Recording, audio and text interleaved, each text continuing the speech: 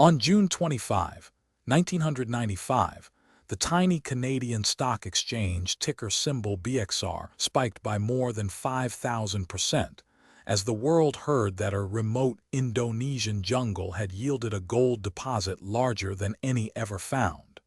The headline screamed, "Gold of the Century," and within weeks the name Bre-X Minerals was whispered in boardrooms from Vancouver to Wall Street, promising fortunes that could turn ordinary investors into millionaires overnight. The story began in 1993, when Australian geologist John Felderhoff was hired by the fledgling Canadian exploration firm Bre-X to assess a modest claim in the Busang district of central Kalimantan, Indonesia.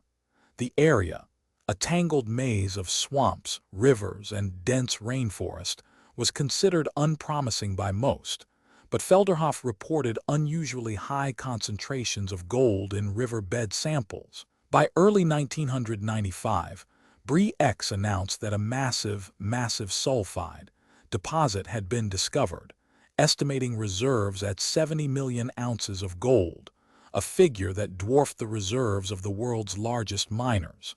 The company's market capitalization ballooned, its share price climbing from a few dollars to nearly $280 per share, and the company's glossy prospectus promised a new era of wealth for shareholders. The hype was relentless. Television news anchors described the find as the biggest gold rush since the California Gold Rush, while analysts upgraded Bre-X to buy and hedge funds poured billions into the stock. The company's chief executive, David Walsh, a charismatic Australian-born entrepreneur, toured the world promoting the discovery, appearing on talk shows and shaking hands with CEOs of mining giants.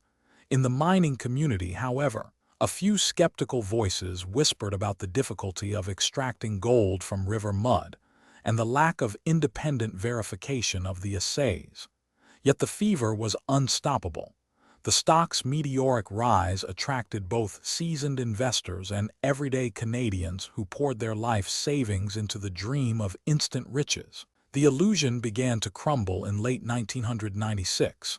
A senior executive at the mining giant Freeport-McMoRan, who had been invited to visit the Busang site, noticed that the gold concentration in the riverbed samples seemed improbably high, even after accounting for the natural placer, gold that typically accumulates in such environments.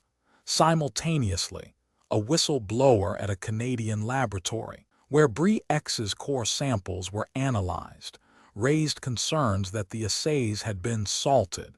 That is, gold had been added artificially to the samples to inflate the results. An independent investigation led by the Ontario Securities Commission and a team of forensic geologists from the University of British Columbia was launched. Their findings were damning.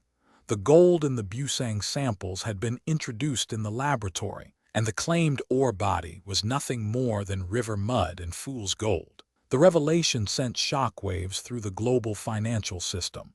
Within days, Bre-X's share price collapsed from its peak of $280 to a few cents, erasing roughly $5 billion in market value and leaving thousands of investors bankrupt.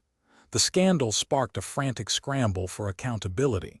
David Walsh, who had been in the Philippines at the time of the announcement, was arrested in 1997 on fraud charges and faced a trial that promised to become the longest and most complex white-collar case in Canadian history. Yet before the courtroom could hear his defense, Walsh suffered a fatal heart attack in December 1998, never facing a verdict. The remaining Bre-X executives were not spared.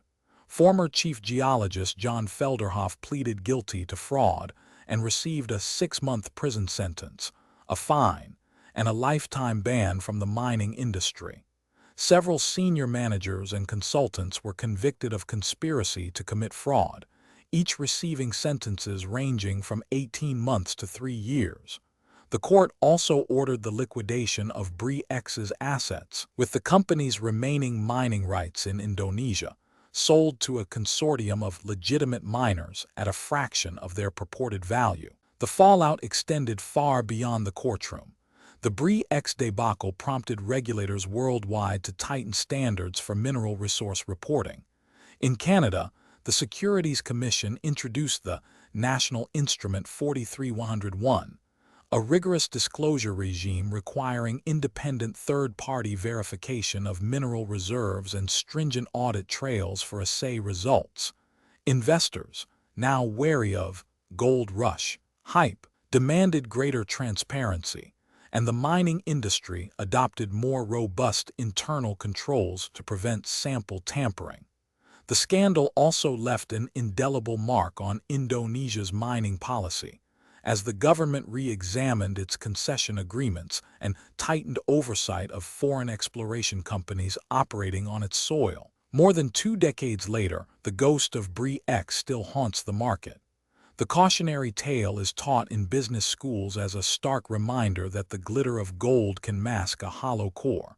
It serves as a testament to the power of due diligence, the perils of unchecked optimism, and the human cost when greed eclipses integrity. As the dust settles on the once glittering promise of Busang, the world remembers a lesson written in river mud and fool's gold. Not every shining prospect is worth the chase. Subscribe to The Verdict for more stories like this.